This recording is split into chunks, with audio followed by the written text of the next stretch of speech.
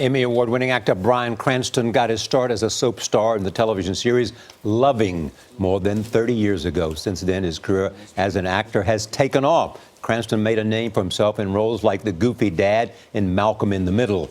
He followed that with an unforgettable turn as meth maker Walter White in Breaking Bad. Do you know what would happen if I suddenly decided to stop going into work? A business big enough that it could be listed on the NASDAQ goes belly up. Disappears. It ceases to exist without me. No, you clearly don't know who you're talking to, so let me clue you in. I am not in danger, Skyler. I am the danger.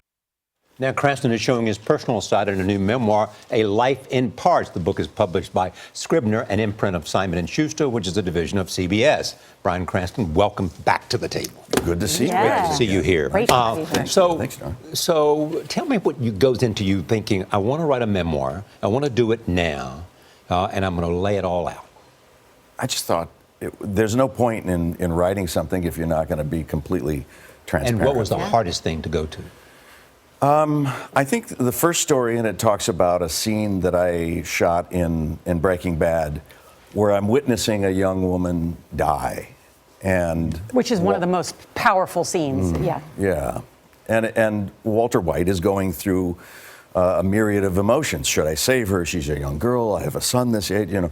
And as I'm diving into the emotion of it, all of a sudden, instead of the actress Kristen Ritter, I see the face of my daughter dying, choking to death.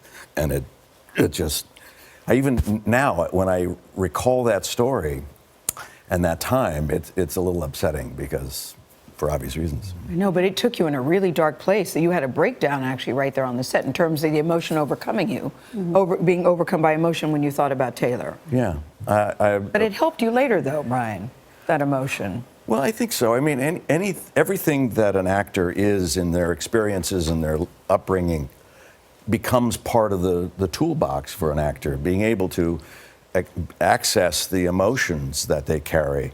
And so our job is then to just be open to reaching in and pulling it out. And unfortunately, sometimes it's painful. Yeah. You talk about your fifth grade teacher who says Bryan goofs around in class. He tends to be disruptive. Thank you. Thank you, Gail. Thanks for bringing He needs to apply himself. Yeah. Are you going to stop pretty soon? And another thing, he had a crazy-ass girlfriend, too. Here, will you get off my back? About Ava. And they called him Sneaky Pete. And they called you Sneaky Pete. Thanks. Can I just talk to you? Yeah. Be fine?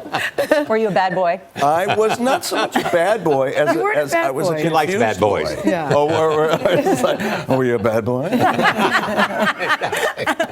Oh, really? The breathing was getting heavier. Stop revealing all my good lines, Charlie. I was a confused boy. I think I have ADHD, and I was never diagnosed back in the day. Yeah. It was just he's not applying himself. He's daydreaming. He's not, and you think that there's something wrong with me. I think so. I mean, I still don't know to this day if it's actually. You talk about acting, Bryan. The thing that Loving, that soap opera Loving, and I actually watched that soap opera. I didn't know that was you at the time. Yeah. You see that dashing associate professor of drama. And that was you. And you said you called Loving your proudest professional accomplishment to date. Not necessarily the soap opera role, but what it taught you. At 25 years old, I finally felt like I had arrived, like I belonged, like I could do something and do it well, and that gave me an open door to, look at that. I was wearing a dress at the time, my hair was longer.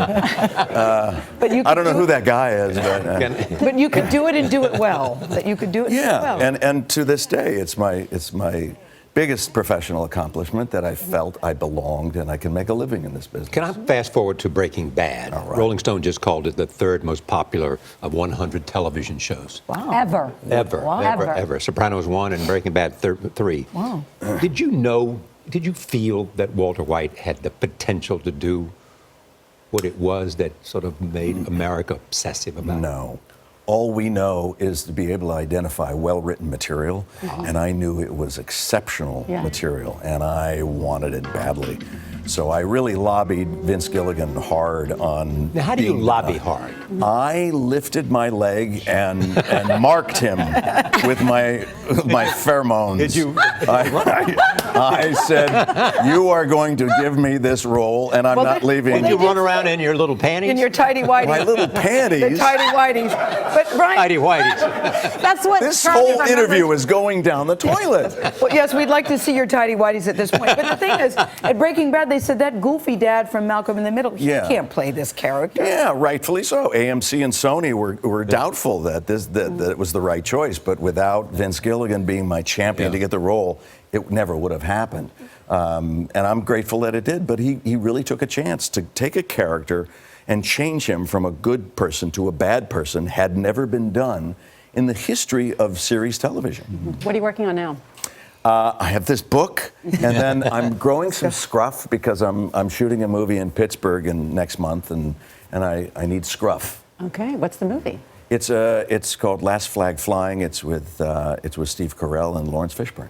Oh, We're great. looking forward to it. Wow. The that book was is great, Brian, and congratulations Yeah. to you and Robin. You talk about your proposal. You got to Yeah. the goofy girlfriend stage, crazy girlfriend And stage, rather. his wife Thanks is, for bringing that up his wife again. is so lovely. She's a doll. Thank you. Thank She's you. a And doll. nice to follow in 60 Minutes. Thank you very much. Yeah. We like you, Brian Cranston. Yeah. Yeah. It's good We to like be here. you. Yeah.